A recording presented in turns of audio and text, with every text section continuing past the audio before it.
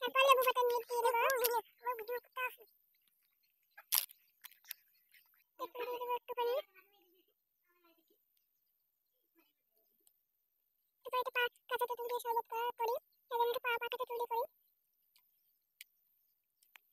তারপর একটু লবণ দিয়ে দেবো। তারপর এরকম একটা কালার আসবে।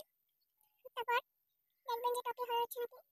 আমার টকে হয়নি, লবণও হয়নি, তাই জন্য একটু লবণ দিয়ে দেবেন। আপনাদের যদি লবণের টকে ভালো হয় তাই জন্য লবণ দেবেন।